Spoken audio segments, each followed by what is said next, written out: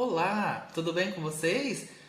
Não importa o horário que você chegou até aqui, o importante é que você veio para mais uma dica e hoje nós vamos falar de um assunto muito importante que são 5 sinais para você identificar o autismo em bebês. Então fique por aí e a gente já volta.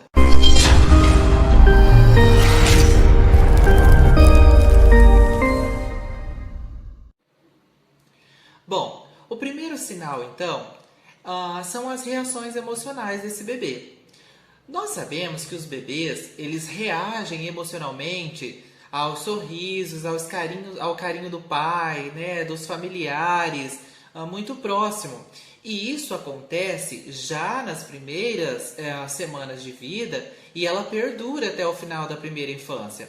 A voz dessas pessoas são referências para essas emoções. O autismo em bebê, então, ele compromete essas reações emocionais. A criança, ela aparece sempre com a mesma expressão e o sorriso não é presente. Podemos dizer que essa expressão, que o bebê nunca esteja entendendo completamente os sinais e as brincadeiras que os adultos fazem com eles. Então é importante a gente ficar atento a esse primeiro sinal aí, dessa ausência de emoção aí no bebê. O segundo passo,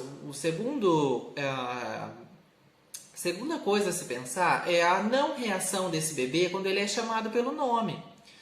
Cerca de 1 ano de idade, ao ser chamado, o bebê já consegue reagir. Ele reconhece o seu nome, ele entende o que as pessoas estão se comunicando diretamente. Isso significa que ele responde a esse estímulo. No caso dos bebês autistas, isso é completamente diferente. A criança raramente ela vai entender que os pais ou os familiares eles estão chamando pelo seu nome e com isso eles não esboçam nenhuma reação, como se estivesse ouvindo os pais e por isso não reagem, como se não estivessem ouvindo os pais. Então, o segundo característica a se pensar é quando esse bebê não reage quando ele é chamado.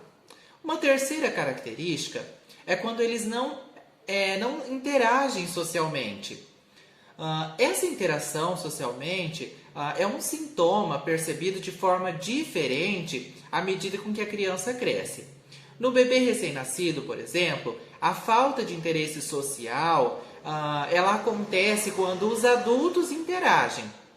Não há retorno visual e a sensação é que o pequeno está olhando para o nada. Já em crianças um pouco maiores, ali de 1 ano até 7 anos, essa interação social com os outros pequenos, ela é praticamente nula. Elas não gostam de brincar em grupos, geralmente se isolam. As crianças autistas, elas também têm um certo bloqueio com abraços, com beijos, se sentindo bastante desconfortável com essa demonstração de carinho, mesmo que dos próprios pais. Não que elas não tenham, elas vão ter, mas vai ser de uma forma diferente e você vai conseguir notar essa forma diferente aí, tá? A quarta característica é não tentar falar, ela não tenta falar. Dentro de muitos pequeninos, os bebês, eles já esboçam alguns sons na tentativa de falar com seus pais ou familiares mais próximos. Os autistas não. Eles não emitem nenhum som, pois preferem se manter isolados e calados sempre. Então, o processo de interação mais o processo de não falar. Então, não interagem e não falam, eles preferem ficar calados. Quando as crianças são um pouco maiores, mesmo sem o comprometimento da fala, o bebê autista forma pequenas frases apenas na intenção de apontar o que deseja. Mas a criança autista, um bebê autista, ele não livra o pequeno de ter interações do desenvolvimento da fala. Se seu filho já tem, por exemplo, 2 anos e não gosta de falar ou apresenta problema na formação das frases e palavras, é preciso então procurar de imediato um fonoaudiólogo, porque ele vai fazer toda essa estimulação da fala aí. Bom, o quinto passo, então, a quinta característica é ter movimentos repetitivos. Esse é um sinal muito aparente em crianças entre 1 e 2 anos. Os movimentos repetitivos são uma das características mais fortes no autismo em bebê.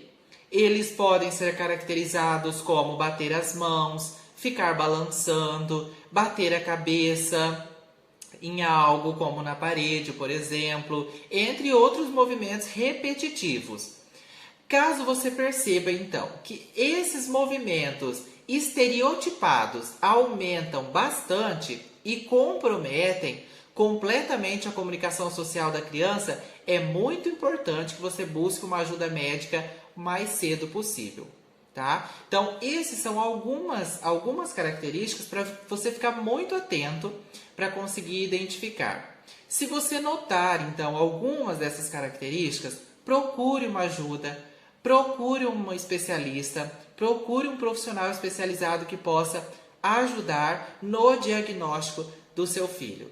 E sempre lembre, quanto mais cedo o diagnóstico for feito, melhor é para o processo de aprendizagem do seu filho, tá bom? Espero ter ajudado com essas dicas. Muito obrigado por assistir até aqui. Se você gostou, deixe o seu joinha, deixe o seu like, compartilhe com seus amigos e não se esqueça de se inscrever no canal, tá bom? Um abraço e até o próximo vídeo.